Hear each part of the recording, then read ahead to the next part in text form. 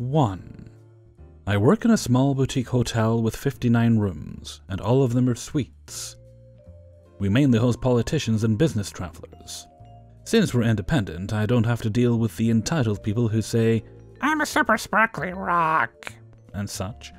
Honestly, and I'm sorry to brag, but people love my hotel, guests and employees alike, so it's really rare that something goes awry.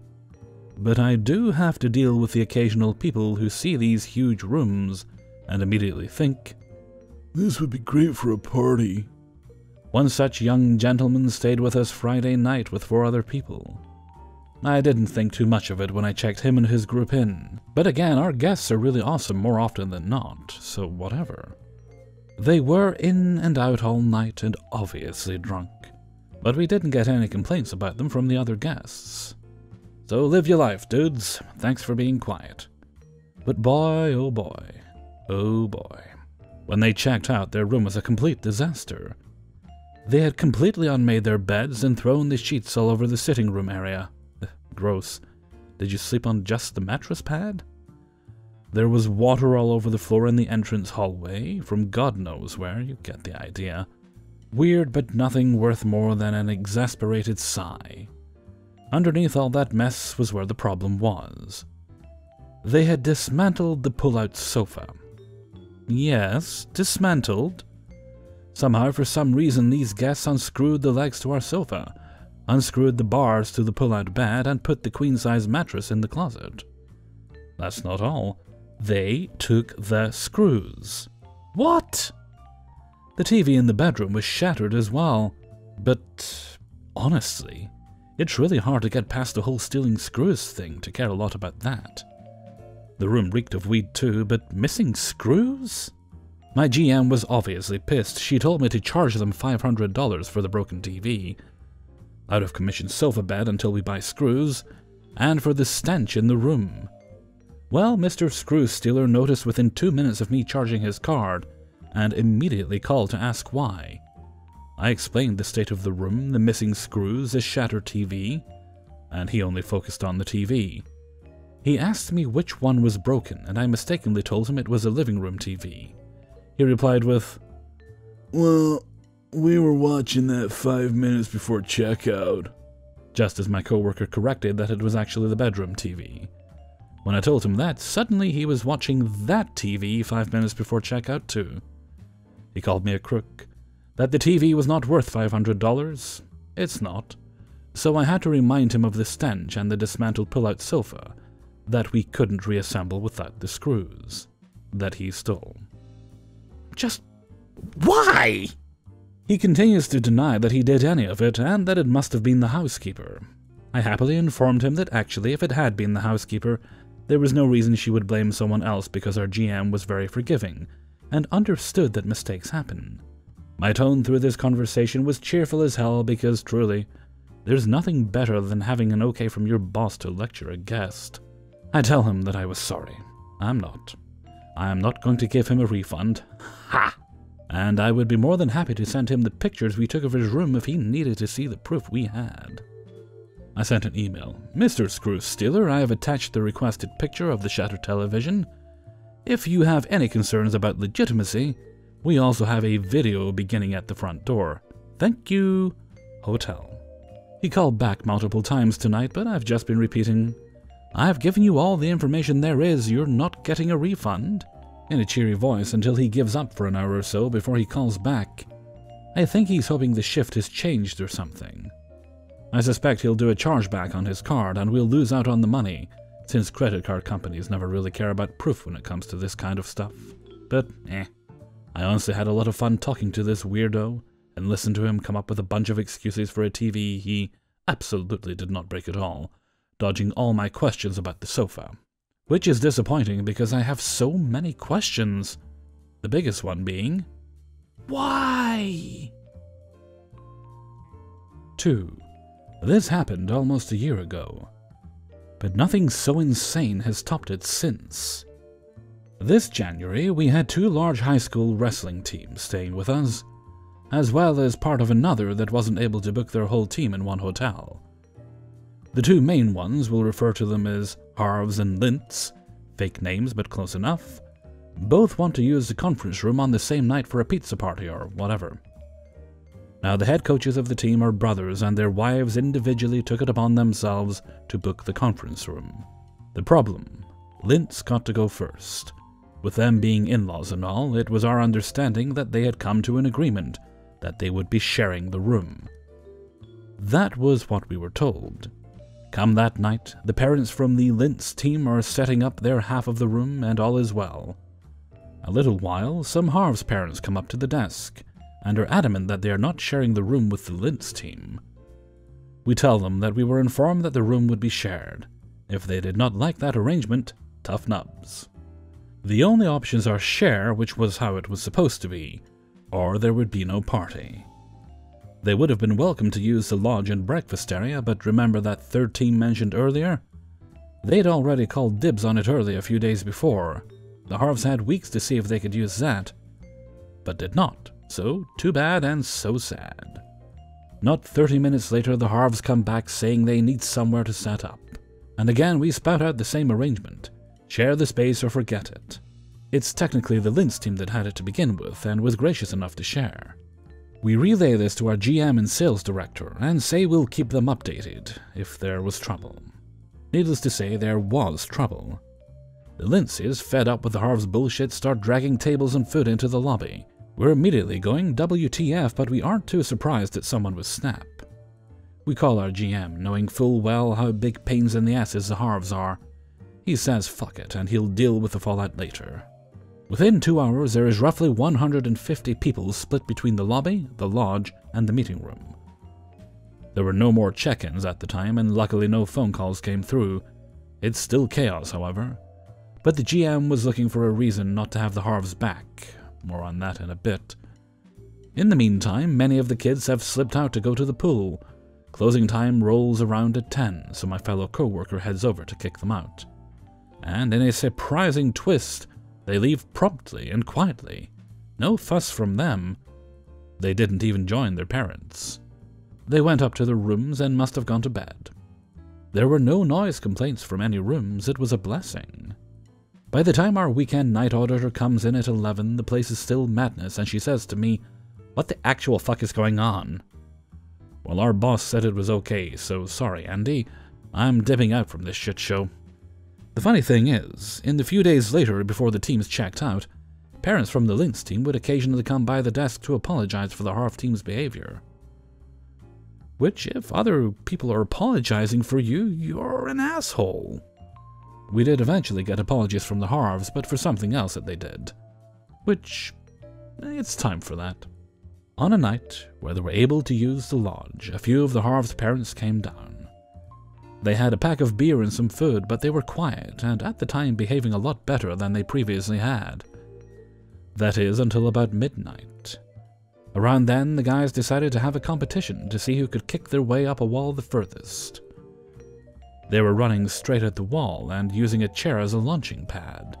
The parents laughed and rolled on the floor with laughter. The head coach was even rooting the guys on. A couple of the mothers had their babies there too, so there's adults obnoxiously yelling and babies screaming alongside. And what are our night auditors doing? They let it go on for 30 minutes.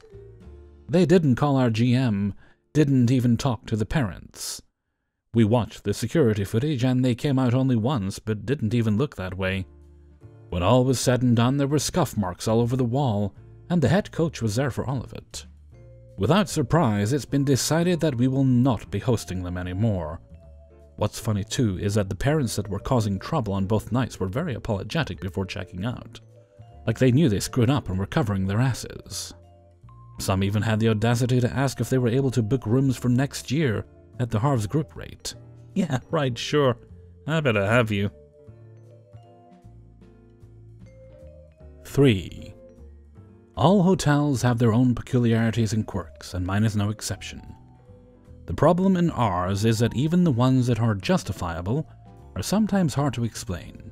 For instance, irons are forbidden at this hotel because a guest burned a table once. That's it. That's the reason. I mean, we already have a paid laundry service, but there's nothing in the rules that says we have to provide them for free.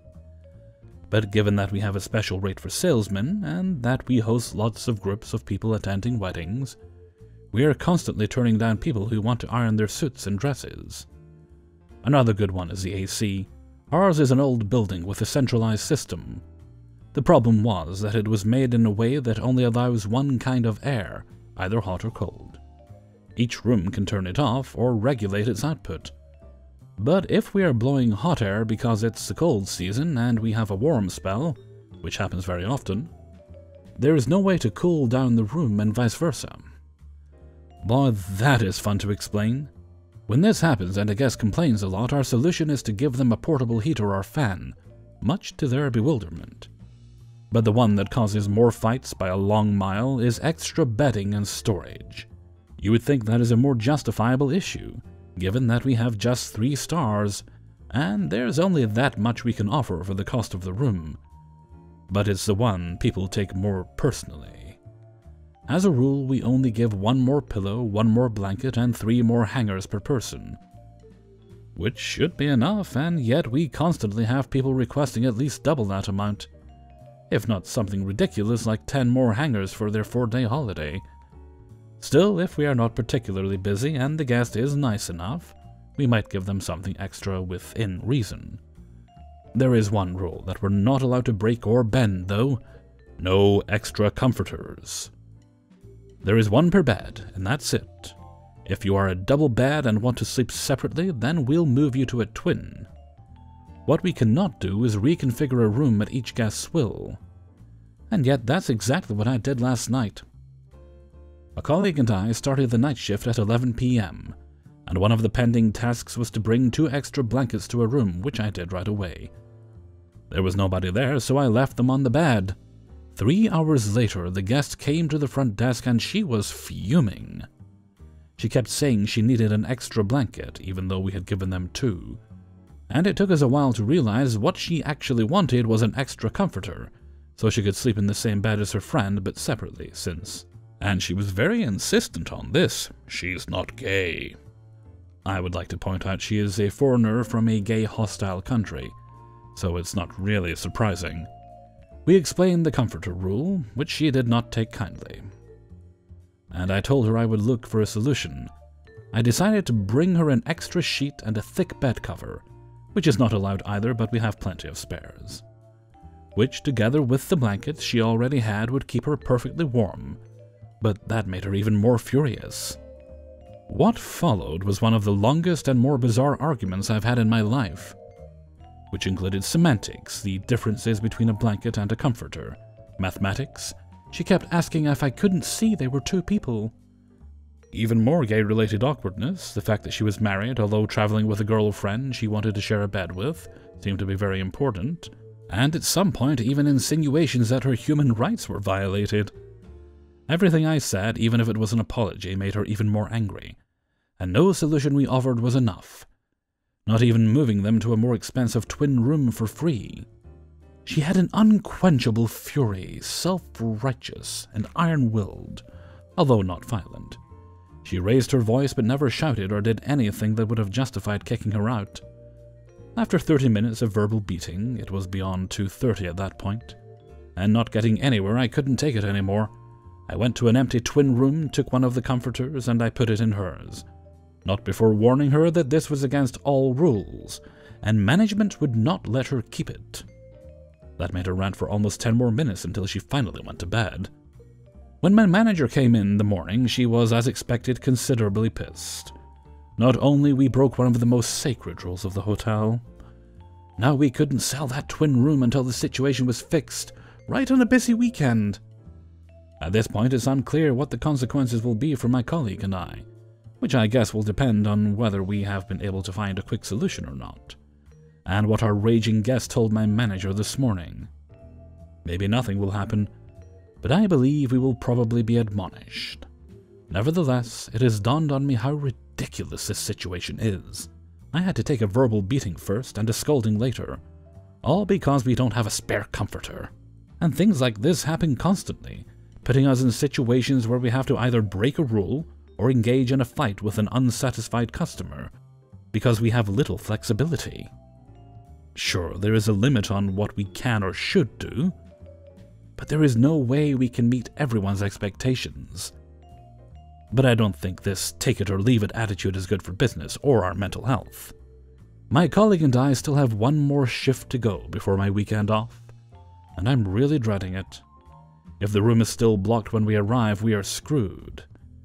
And the guest doesn't leave until Sunday. Wish us luck. 4. This wasn't too long ago. I sometimes wondered what happened to the guest, and what kind of things went through his mind, and I hope he's doing okay. Anyways, so I received a call from a gentleman if we can send a CC authorization form, and informs me that his son will be the one checking in, so we exchange the info and then continue the reservation, and have it ready for the son. A few hours later, the son comes to check in. I will admit he was a little strange, but I am not one to judge. He appeared to be like he was under the influence of drugs. I suspected marijuana. He looked pretty much out of it, but I don't care, so I moved on and showed him his room. Off he goes to his room. I got a call for the front desk. It's the same guy. He asks for the number of a local pizza delivery joint. Why couldn't he Google it himself? So I Googled it myself and gave him the number. This guy was reserved to stay with us for a week. 2 days in after his check-in, the NA comes to the lobby, freaking out. As I'm in the back of the lobby with the front desk next to it, she comes in. "Who the fuck is that guy in the lobby? He was shirtless doing yoga, just sitting there in the middle of the lobby." Instead of saying the usual "hello, how's it going?" But no, this bitch scared the crap out of me, so I go, "What guy? What are you talking about?" She said, "There was a guy just sitting there in the lobby. That's creepy. But when I approached the doors, he ran away." Let me tell you, this scared me because I didn't know who it was. I assumed he must have been homeless, but the NA said he appeared decent with clean, in good condition clothing. I told her that it was weird and that I did not hear the doors. The doors have 2 cowbells. But whatever, we brush it off. The NA left a note about this. All shifts are required to log onto the computer and leave notes regarding our shifts, about guests, issues, etc. Our AM replies to the note that the homeless guy in the lobby was actually one of our guests. He dealt with him earlier that same day, as he replied. He said he was in the lobby mixing all the drinks at the coffee bar while laughing to himself and talking to him. 5 days later, he comes into the lobby to again mix all the drinks available at the coffee bar. He took 2 cups, filled it with green, black Lipton tea, both decaf, and regular coffee with millions of pumps of the variety of coffee creamers, half and half, and hot chocolate mix. Then he would laugh to himself and spill the garbage all over the coffee bar and onto the floor. I was watching him behind the desk, questioning him and myself. He then approaches the desk and told me I should read a Bible to wear off evil. I'm like, okay. The same night with the NA, he comes in again during her shift, and she said he was blasting weird dark music in the business center while doing online shopping from Adidas and laughing to himself. Obviously, at this point, she is scared of him. The next day, the guy's father called again to tell me that his son is going to stay with us for another week because he was looking for a place to live and job here. He asked if they can get a better rate. I informed him he had to contact my GM about that, because she is the only one who can make the decisions. The same night, here we go again. The guy comes in during NA's shift again. He is then going through both the coffee and breakfast bar cabinets and drawers. Hate when guests do this. Claiming and arguing that nothing is out and stocked, when it is. The following morning, he requests cleaning from housekeeping. They told the GM that while cleaning the room it was trashed, smelled funky, and that he was watching them clean his room, literally their every move, without saying anything, just sitting like a pretzel on the bed. One housekeeper is assigned to clean a room, but he creeped her out and wanted the housekeeping supervisor to accompany her. That night is when things finally get worse. He creeps onto NA's shift and makes a mess of coffee. He left the leveler that releases the coffee up, and it made a stream of coffee all over the bar and the floor. The NA was upset and cleaned it up herself. He went outside for whatever reason, and the NA locked him out because he caused a mess, and so she could begin the night audit as all arrivals were in. But he didn't seem to care. Then he came to the lobby at 3 in the morning, trying to get in, forcing the doors open, and demanding NA to open the doors. She said she was closed for the night, threw a piece of paper and refused to open the door for him. He was pissed off because you can tell through his expressions. He then tried to open our back door later at around 4:30 a.m. that is facing the kitchen next to the back office, but it's locked, and he left her an open box of cheese. It's just sitting there on the porch. She was very scared of the guy. Why didn't she call the cops? I don't know. The next morning he is ordered to remove himself from the property as he threatened the GM with physical assault, or the cops will be called, and he ordered the GM to not smoke inside the lobby, when she always smokes outside. She tells him that this is her hotel, not his. He refuses to leave, so they called the cops. Apparently they called, but they couldn't make the arrest because this guy locked himself naked in his room with the child-proof and deadbolt lock, so they didn't make the arrest. But when I clocked in on my shift, they told me what happened, and that if I see him, I had to contact the cops. I was also accompanied by another co-worker because apparently shit was about to get real and they didn't want me by myself. So we spot the guy leave the room. He was supposed to be locked out of his room, but he left the door wide open. He left to the nearest shops and my co-worker calls the cops. While she's on the phone, she went to go shut the door. She said that the room was trashed and fugly. She had to leave, so I'm left to deal with this on my own. Cops haven't showed up yet, and this fool was suddenly in the back office standing behind me. Like I mentioned before, I didn't hear anyone come in, so I told him to leave, and he refused again. Another call to the cops and he runs away. They finally arrived, and we notified them that we do not want him anywhere on the property, and that he had to be somewhere on the property as he was locked out of his room. I showed them where to go, and they searched but didn't find him.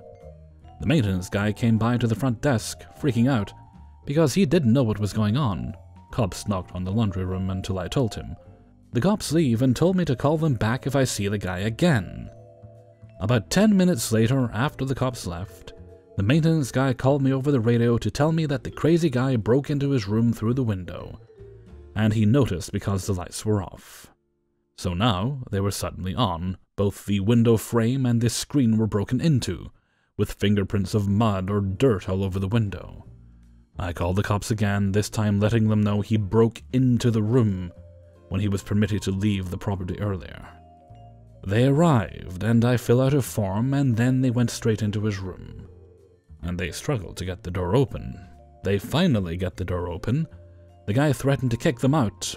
I was watching, too good to miss this. They carried him down to the police car in handcuffs. He kicked one of the officers and tried to bite him, failed attempt, and already committed a felony. During the arrest, he was shouting freaky weird things like, "Protect yourselves, you're all Satan, Satan is here, capitalism." But the way he said it was eerie, like demonic, passive-aggressive. Me and the maintenance guy were curious in the aftermath of the room. We went to take a look after I locked the lobby. And man, that was fucking trashed, and smelled really bad like a combo of marijuana and sweat with feet. The door frame was broken, window, desk was in half. All kinds of dried herbs for cooking all over the room, like oregano, rosemary, thyme, bay leaves, like what WTF. There was a bag of shrooms too. The couch flipped over, pages of the Bible ripped out of the book. Sage is all over the room, again, WTF. The door of the closet broken too. Remember those weird drinks combinations? They were in the bathroom sink and tub. The sink was filled and clogged. The tub had tea and clothes soaking. The bathroom door was a mess with water all over. It was disgusting. I didn't last in there because of the smell, and the way the bathroom looked was nasty. I called my AM to let him know what happened, and he said the next day they'll call the dad and let him know the damages. Next day I found out the guy is schizophrenic, and he wasn't on his meds when the GM contacted his dad and calculated the cost of the damages. 1,000 total. His dad admits that his son is sick and that it wasn't the first time his son has done this. He has done this at another property in a different town. Like, dude, really? What kind of parent are you to send your son like that, knowing damn well what he's going through? Also, why are you willing to spend so much money to send him away, and then the cost of the damages? We all suspected that his family is rich because they're coming from one of the most expensive cities in the States. But either way, if they have money or not, they're not looking out for their son. Poor guy. I hope he gets the help he needs. 5. So in the midst of talking about firing my horrible coworker and hiring some new employees, my boss asked if I wanted to run the show over at his new hotel. Also, if you want to know why my coworker is the worst employee alive, I can talk more about that at the bottom. He's brought it up twice since and says he wants me and my boyfriend to come view the property with him. Not sure if it means I'd be running the show as a front desk representative or a manager. I mean, I run my current hotel as a manager when he's away, and I'm already the top front desk rep there. So maybe he's thinking about actually handing me the reins to his new property. Okay, so since we're firing Z, we need a full-time FDR. Maybe a full-time and part-time. Part-time? Yes, I don't know if I can run this place and the new place, okay? Unless you want to run the new place 30 minutes over. Then he later tells his wife in front of me, I'm trying to get Jimo to run the show over there. I just nodded because I don't know if he's joking or if he's serious, but he's looking at me pretty seriously as he says it. I'll just have to ask him if he's for real.